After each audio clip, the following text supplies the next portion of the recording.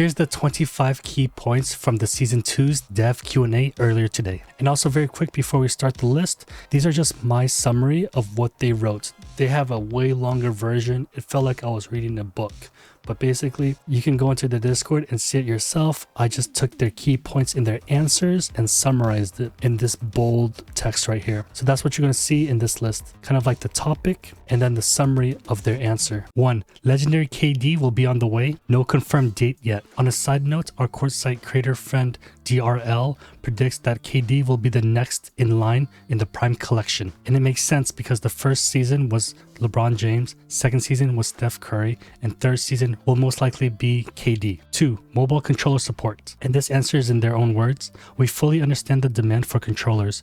Currently, there are a few factors causing difficulties in progressing this issue, which we are still discussing internally. One concern is whether the use of controllers might create a significant imbalance compared to touchscreen controls. If such an imbalance exists, we might have to separate controller users from touchscreen users, which would divide our player base, something that is not intended in our original design. We encourage more interaction among players and help them make more friends through the game. 3. They plan to reveal the next pool change 2 days earlier, both in-game and on social platforms. Normally they would reveal it the day of. Number 4, they'll increase the rewards. The more active you are as a player, the higher rewards you'll get. Number 5, they'll introduce non-PvP activities. 6, on the player market tax. They had a lot of feedback on the player tax amount, but they plan on adjusting the rewards to make up for it. 7, they'll provide detailed reports after player balance adjustments. 8, enhancements to the club functions. 9, they're actively developing new players, including epic, rares, and legendary cards. 10, in May, they'll optimize the shooting mechanics. They're going to make open shots more accurate, and players with strong shooting abilities will reduce missed open shots. Number 11, they already have a way to pass to specific teammates, and it'll be available in the next game update. 12, they're going to work on the juking rates. 13, they're going to also improve the juking mechanics, offensively and defensively. 14, classic celebration animations will be coming. 15, they're talking about how they're going to fix the traveling issues within the game. 16, they're in the final stages of adding more casual game modes.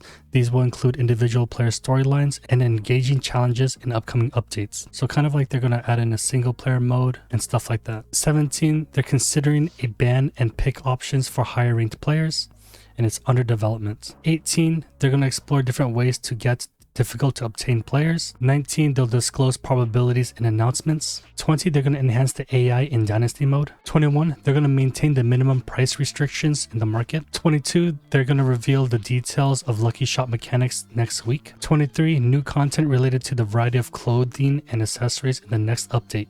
24, new gameplay content. New gameplay mechanics in the next version will provide a more relaxed gaming experience. Additionally, they plan on enhancing the influence and relevance of NBA players in these new modes. So if I piece that together, it looks like they're going to add a PvE mode, probably a story-based mode. Maybe that'll help with having more background on every player. 25, I combined this all into one because they had a lot of questions where they said we're going to consider it, and I put them all in number 25. They're going to consider vote skipping instant replays, optimizing the text bubbles, offensive fouls like charging in Dynasty mode, team synergy between cards, which will grant you perks if you choose specific cards in a team, and mastery mode. They wrapped up their Q&A with a final message. Feel free to pause it if you want to read it, but basically they said thank you so much for the great and valuable feedback. They're going to put their focus on the future and even more on the aspects of the game that players may find lacking, and they're continuously working on optimization and additional content, and they hope to get more feedback from you in the future. There you have it. That was a long one. Let me know what you think about these updates. I know these were all just summarized, but I'll see you in the comments. Peace.